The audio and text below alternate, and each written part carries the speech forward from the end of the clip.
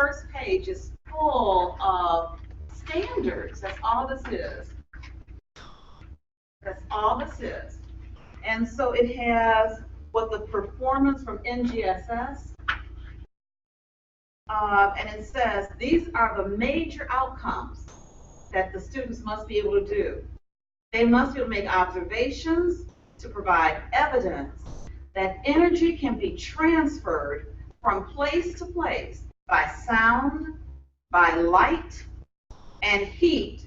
Sound, light, heat, and electric currents. So that's what the standard is saying that the students have to be able to do. And that's not a whole lot. We're so used to GLICs. And the GLICs, check this off, check this off, check this off. And that's not what this is. This is a very comprehensive performance standard. It is not the curriculum. And the only other standard that is there is apply scientific ideas to design, test, and refine a device that converts energy from one form to another. This is 5th grade. That's what the kids have to be able to do. We're starting, go ahead. Grade 4. Oh, is that what I said? Grade 4. I just want to make sure we're on the same page. Grade 4. And wait a minute. That even takes it to another level, because you're dealing with the expectations for a younger child to be able to engage in this kind of thinking and be able to, in 3 years, and that's why we're starting, because in a few years when the new science assessments are out, they're not going to the GLICs. This is what they're going to be assessing. So that is broken down to, let's go to beneath that, what are the core disciplinary ideas that help to support that performance standard? Then you get into the definitions of energy, the conversion of energy and energy transfer, energy and chemical processes in everyday life, and then the engineering component that's there. That is coming from the Michigan standards. This is all in here. And there's a section, and you may want to even, I'll just give you the, well, you can easily look at it. It's on page 23 of this document. But that is already there. Then, as we go through, and I think I was checking off more boxes than I needed to in my computer, but there's the cross-cutting concepts and the science and engineering practices, and I'll clean that up for you when I post it. But the reality is that what are some things like patterns that just crosses the different contents? System, scale. So those are the ideas, and I'll have to say the reason that I gave both of these documents, and I knew there was a lot to cover in these 3 days, and I never got to this part of the conversation, but I knew most of you, I know I would need to know, what is this stuff? This is that, it's like your Bible. This is really like your Bible, because it's not the textbook, and you'll never be able to use it like a textbook, but it's to help you with those core disciplinary ideas, the content, the understandings that are driving the scientific knowledge, or concepts, I should say, that we want our children. In both of these documents, it's broken down what the child should be able to do and understand by the end of grade 2, by the end of grade 5, by the end of grade 8 and 11. Our focus right now is grades 2 and 5, because you need to know what they should have received or understood. I want to Absolutely. I want to go into something about the word understanding. Mm-hmm. Understanding means to inquire and relate. That's what it means. To inquire about a concept and how does it relate to something else. Yes. That's what I understand. Yes. So that's just all about the standards. Now, as you turn over to the next page, you have a cut there. And I did not want to dismiss the importance of that part of our lesson planning template. So I'm bracing all of this in our current template. So we have a cut. When you think about a specific learning focus, oftentimes that's the specific focus that is going to pierce for that particular small chunk. And I could take that out for right now, and that could be a part of your unfolding lesson as relates to the activities. But the assessment is important as we look at what might be driving an end of the unit or end of a component or chunk of learning. But the most important plan, Catherine and everybody, for me, for you right now, is the teaching and learning plan. That is where you are going to develop the unfolding understanding for your children. And the only thing that I have put in this teaching and learning plan thus far is phase 1, which is the categorization of students' conceptions. That's the work we just did. But that's like the beginning of your lesson, trying to activate some of their prior knowledge. Go ahead. So this, I want to ask a question because I was thinking of something earlier, saying that as we go to write future lessons, will we be able to start them before we've done phase 1? Yes. Let me have something in place prepared. We're all doing phase 1 at the same time. Yeah, will we be able to start writing the lesson prior to executing phase 1? I will say that at this juncture, let me say this too. Susan said it. I don't know if everyone heard what Susan said, but it's very true. This is going to be the year that we're all constructing a lot of understandings ourselves. And she said she was also looking forward to next year because we will have data. We'll have more information that we'll be able to have in place. And it's about enhancing in that second year the work. I will say that there's going to be this, all of this constructing, you don't have to do any more exploration for that because you've already done some of that. It's only when we get to the big components. Does that make sense what I'm saying? Maybe. Maybe on future lessons, like when we get to always make something up. Oh yeah, we will. We will. Will we be able to write those without having phase 1? I see what you're saying. Well, we have to have phase. We have to do the phase So 1. we have to write as we go, write as we go, Yeah. write as we go. So absolutely. So let's go, and that's why I'm bringing you back every month. If you, I'm a jump, but go to the last page and look at the bottom where it says components. These are components for this whole unit on energy. So when we're about to start energy transfer, the electrical, the light, and the heat, those are going to be components, but they're aligned to energy. And I'm going to say at this juncture, we're just going to, what are the activities, the lesson progression? And Dr. Ebenezer, I know that ideally we might want to have some exploration for some of these components, but right now, I think we just have to run with some of those unfolding explorations and activities. Yeah, the first activity is already, first component is done, and it's transfer, right? We have done that with the electrical and the light and Only the the heat. only the electrical. Yeah. When you come to the light, you do that exploration.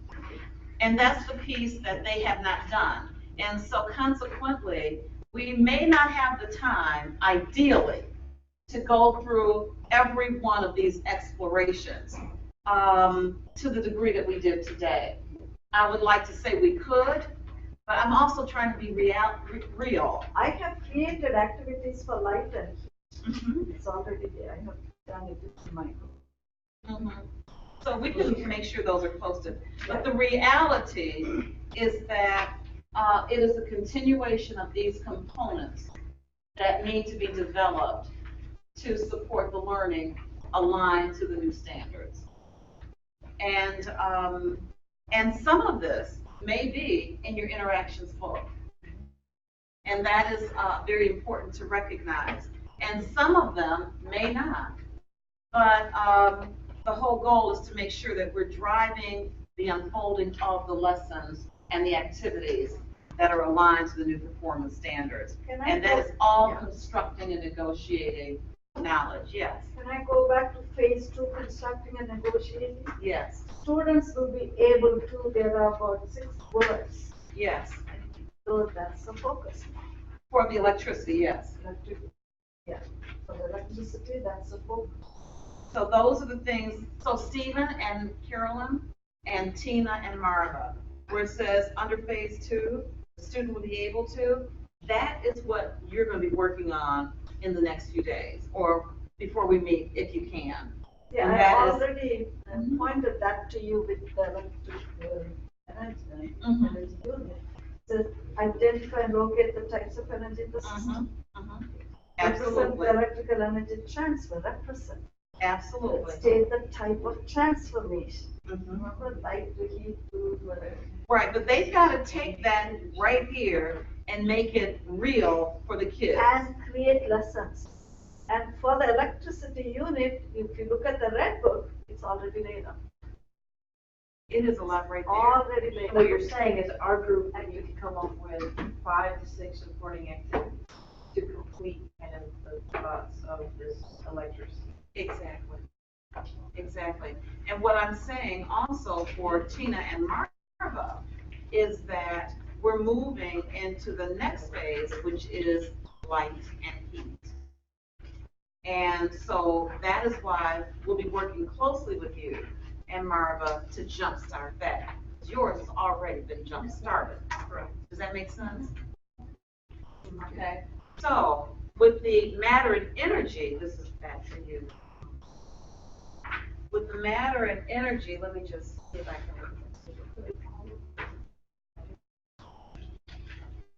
Did that make sense to you, Catherine? Not really. I'm so once I've seen it, so now that you're talking about matter and energy, I can relate more to it. Okay, for those of you who are doing matter and energy, we've jump-started. We've jump-started a unit plan, which is in a lesson is embedded in the unit plan. So the first page are all of the standards for this chunk of knowledge on structure and properties of matter. When you turn the page,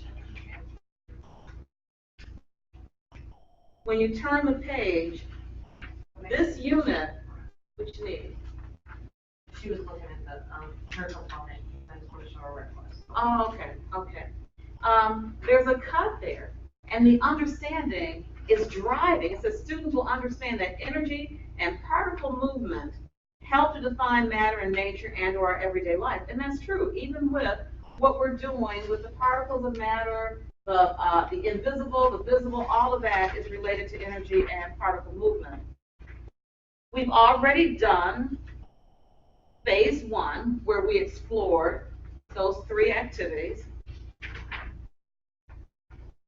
That's just teacher reflections, that's information for you to know. Yeah, I reflected on that just to show you how I reflected. Phase, certainly. Phase 2, constructing and negotiating. That is where it says students will be able to, and at the end of this chunk in this unit, this is a little chunk here, this lesson, explain how one decides which things are matter or non-matter. Okay? Explain and represent the states of matter. Construct models to represent particles of matter. Revise models of student conceptions related to dissolving and disappearing. So we can look at that, we can refine that a little bit more, but that is the direction for helping the children to construct that understanding. Okay, and you may have some other ideas. I welcome that. You may have some other ideas aligned to the content unfoldment. But that's the work, Catherine. For 5A. That's For 5A. So For us. So for you, correct.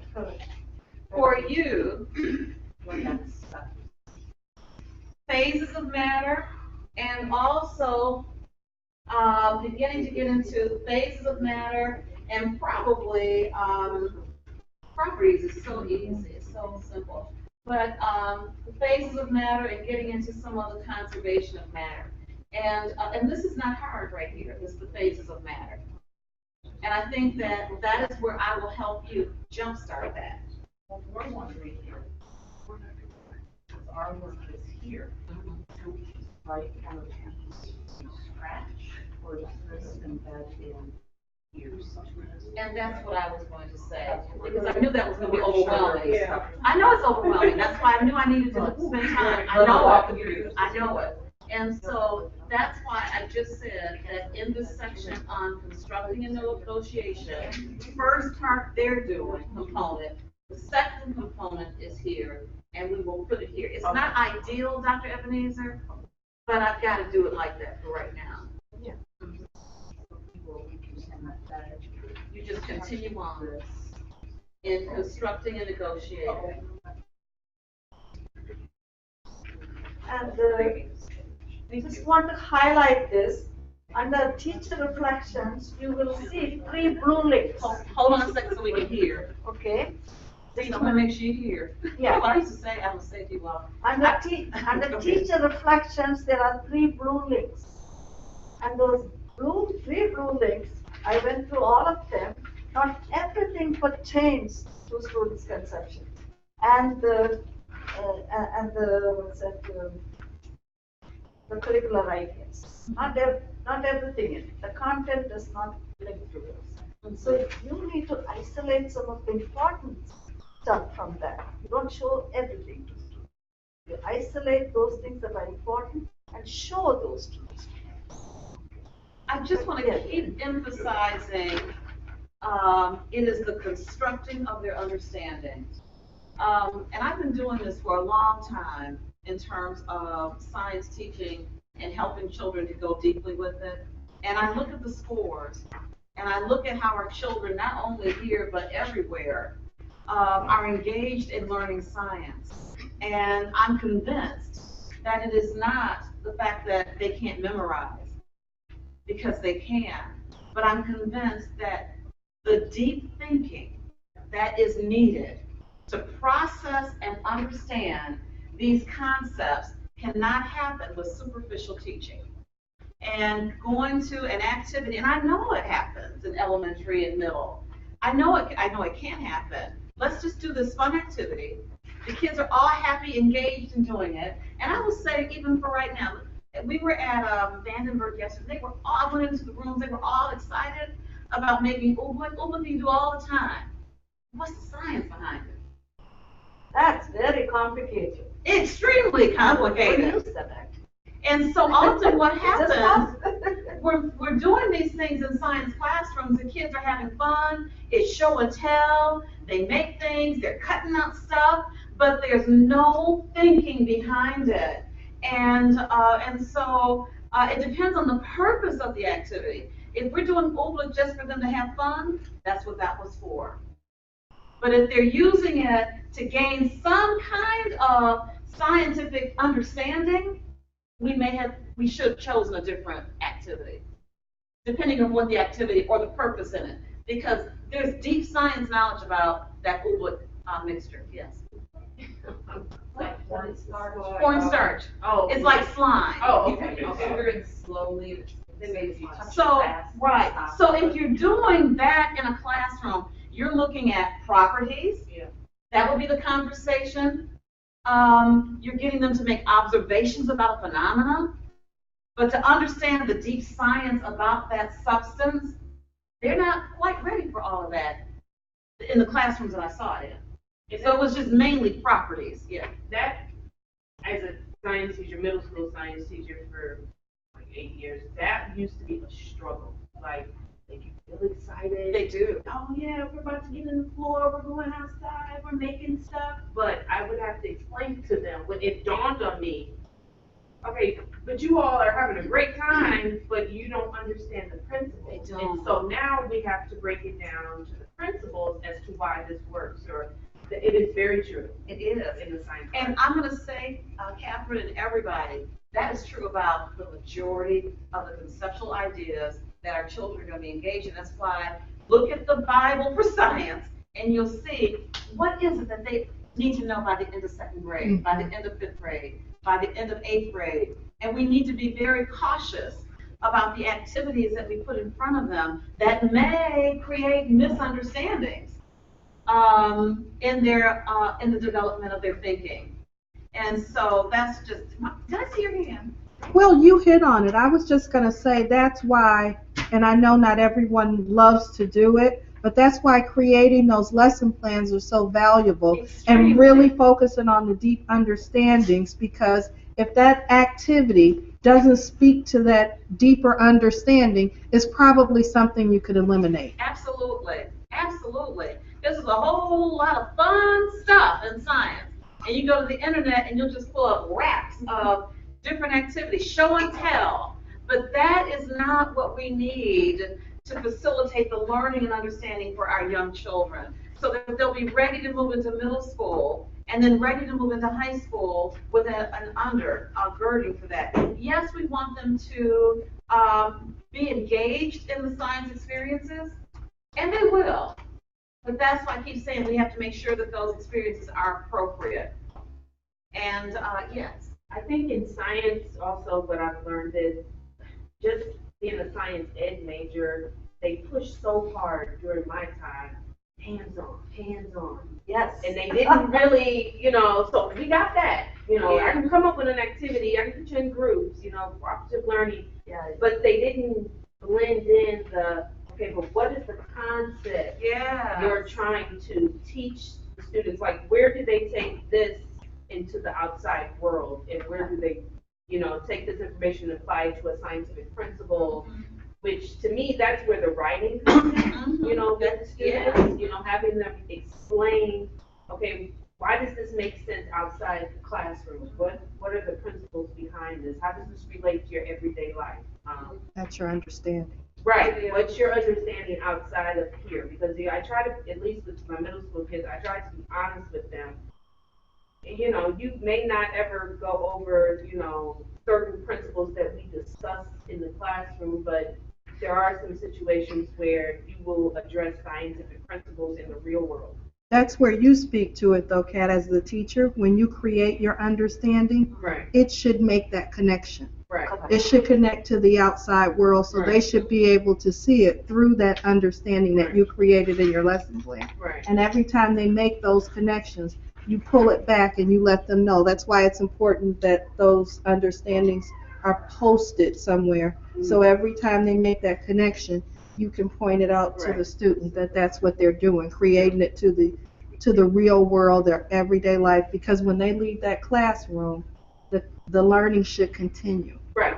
Right. And it's very complex. It because is. the understandings have to be anchored in the content. In the content and the real world. Mhm. So as we're looking at understandings in science, I want to make sure that there's words like energy and things that are connected to what they're engaged in, and that we're deliberate, that we have internalized those disciplinary core ideas. So when we talk about particles, that we're deliberate in using that vocabulary with children in the context of their learning. I appreciate all of you, because And this is the kind of, There is no harm in the teacher actually telling what the particles are, Yeah. showing the stuff that we showed. Yeah. Because scientists took thousands of years to discover that. Yes. So we do have to tell them. That's where you're negotiating. That's where you're saying it's an electric bulb. But bulbs, they said, electric bulbs, electric charge. How are they flowing? Yeah. How are they But flowing? that's where they remember that. They've seen it. They visualize it and they've heard it and they remember it. And so there's other models to show our children. And Help them to refine their models over and over again. So when the students go from their models to another model, another model, another model, you can see that you can track students' understanding from their beginning model to the developed model. absolutely. So I'm going to go back to something that I said, I think, at the very beginning, that also is very important to me, and it resonates with me as it relates to this kind of teaching, where you're negotiating you're getting into the child's world, and that is, for those of you who did take one, and we sat and we had to really question and go deep, not surface, but asking questions, trying to find out what a child understood, how a child was thinking, and what they were doing, so that you could improve the teaching and the conceptual development for them, or find out what was not working or their lack of understanding. That's what we're doing. And that's something that requires another level of preparation and implementation And and thinking. what we are doing is the study of teaching. Yeah. The study of teaching. How about my teaching? You're studying into your own teaching through reflection. And I know that this is not that it's new, because it's just that I want to make a deliberate intent that with this small group, that you are my leaders as we're trying to help facilitate more of our children who may not have the same kind of backgrounds coming into your classroom to support their learning and their understanding. And I'm here to help all of you. So I wanted you to share your comments, Bethany. You left out of the room about visual learning, because I thought they were profound as it relates to the questioning. Oh, yeah. Probably maybe like 12 or 13 years ago, I attended a training. It was held at Vandenberg, actually. It was put on by the DIA, the Art Institute, and somebody from their education department came to school to train us teachers on something called visual thinking skills. And they used pieces of art on slides, and they were trained us to go through a process of questioning, a line of questioning to use with our students. And I think the takeaway was that you could really use this line of questioning in any subject matter or topic. But basically, just sum it up quickly, we would do a piece of art, and we would ask, or the facilitator would ask, what's going on in this piece? What's going on here? We'd say, well, there's a boy with an apple, or there's a woman who looks very sad, and then the facilitator would ask us, what do you see to make you say that? And so what it was a series of probing questions that had no judgment, no influence, no confirmation, no rejection. It was just a line of probing questions to help, like, I want to say, kind of help spur on the thinking of the viewers, which will hopefully cause the viewers to just think more deeply and more deeply and more deeply and keep digging and looking for what it was in the picture that made me think, well, why does she look sad? Well, her face. Tell me more about that. Well, her face is such and such. What else do you see? What do you see that makes you say that? So it was something that I found really kind of like helpful for carrying over to other subjects like in math, science, when we're doing things like what we did yesterday with the kids, where we want to probe and kind of further find out what they're thinking, why they're thinking it, without influencing them or giving them too much feedback one way or the other. So I just shared with Dr. Wood that I did that. I appreciate you sharing, and I appreciate that helpful. reflection. And I think those are the things that we're trying to implement more of. And so, thank you for sharing. I was just gonna piggyback another idea. We use a lot of visible thinking at Thompson, and we've gone to some workshops ourselves, like CSI, that can be used in all curricular areas, where the kids, they can just go through the table of contents or whatever unit you're working on, and CSI was, come up with something or maybe just a phrase or a vocab word or whatever, and see with what color reminds you of that, and then they have to explain. It's just making their thinking go deeper. Go deeper. And S would be symbol, I is image, and then they could put, a threefold piece of paper, and then put CSI on there, and then they go ahead. And at first you think, oh, and I used to use it in math, and you think, the deep thinking you really get by, okay, why did you choose that color? Right. And the things that would come out of their minds, yeah. it's Yeah, opening channels. Yeah, opening and channels. things that I wouldn't have thought of, and it's come up with great. So it's just making their thinking moving. Thanks for sharing that. Dr. Ebenezer? Yeah, when we are at the exploration stage, we are thinking about their ideas, we are framing the questions, right? So once they give their ideas, based on their ideas, we should help students to frame their question. Question. What question comes from one of those ideas? Good. So we want students to frame the question in a very succinct way, a clear way, and very nice way. Then they begin to answer. Well, I'm looking at the time, and I also wanted to come back to. Please don't bring KWL into science. I understand. Because we don't, if they say, I want to learn more about this. It's the depth of it. I have up here because ideally, I would like for you to do an exploration, but I'm not going to ask you to do it for each of the components aligned to that energy. That's what you were asking, Dr. You were asking whether you had to do an exploration for each of those components, and I know that's what I heard you say. And I said, I'm not going to have you do that. If you want to, as you're developing, I'm not going to fuss. But the reality is that I'm afraid, maybe that's my fear, that I'm just so concerned. I don't want to overwhelm you all. And I just want to make sure that I'm guiding you through this learning process, because I know this is a heavy lift. And we will keep moving forward. If it was something that you felt you wanted to put in there and drop in there, so that if a teacher wanted to do that, I'm okay with that. And I'm ready to help. And she is ready to help. She is. I was asking more about writing shoot.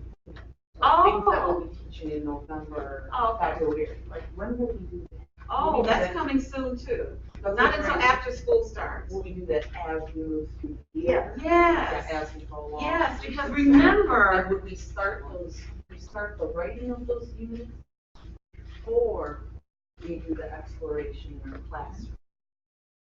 Yes. Okay. You start the unit, you start the writing before you actually implement.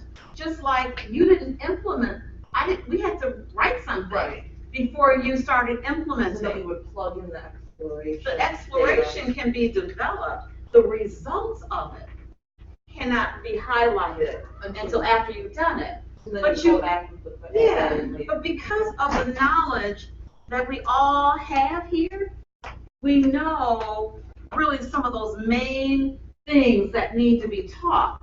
What it is, aligning those main things, such as these curricular ideas, this we know.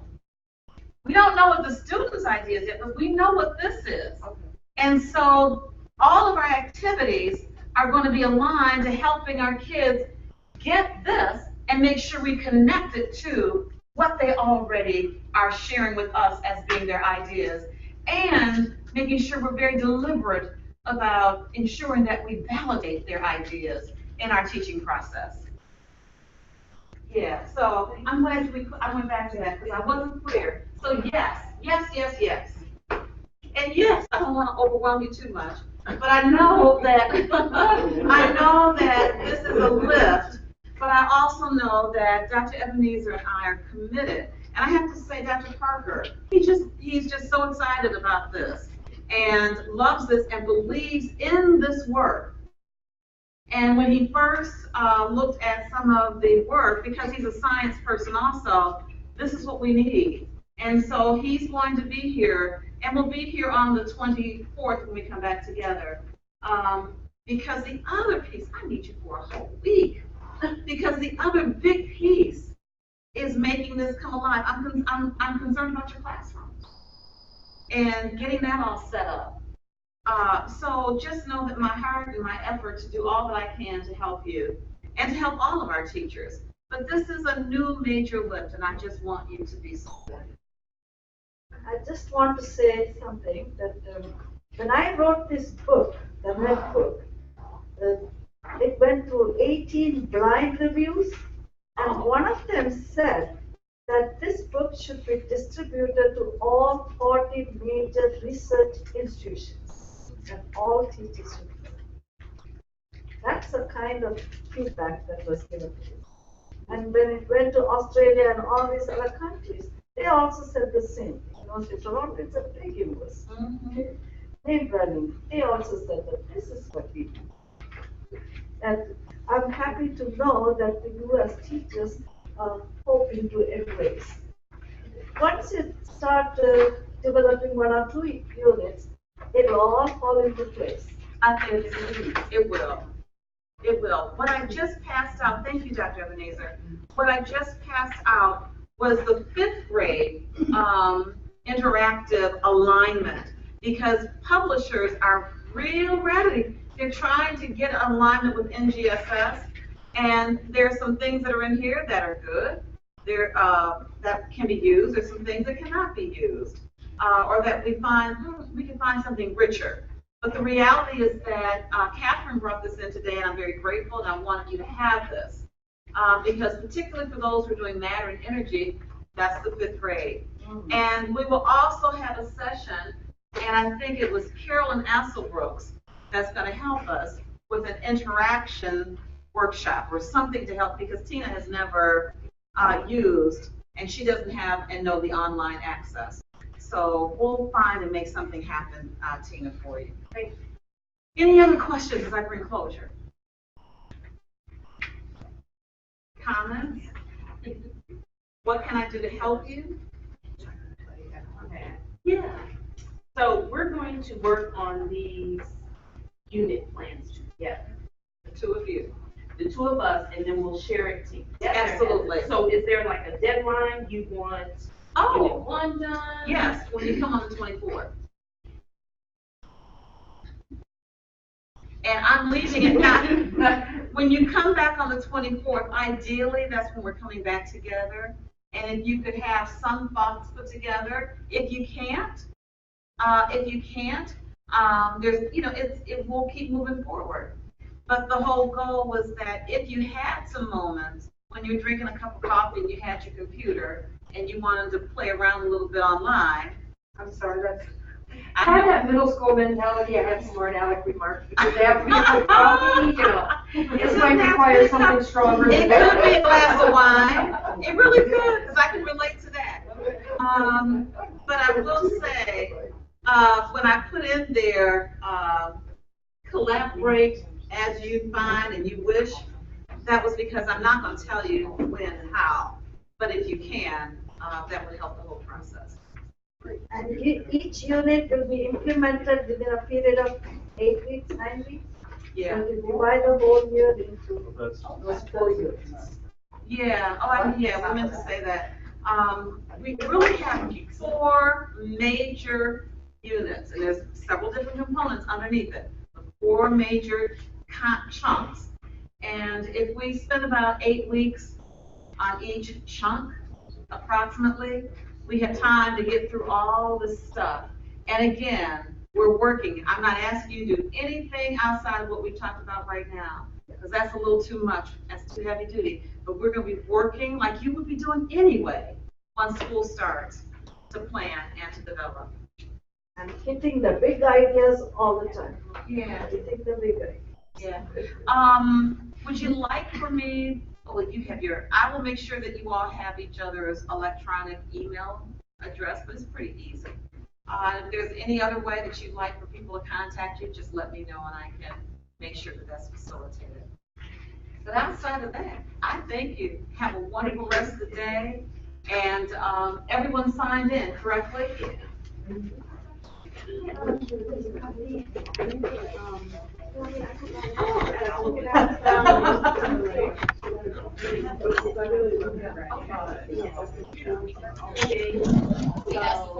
Ladies and gentlemen, I said Wednesday the 24th.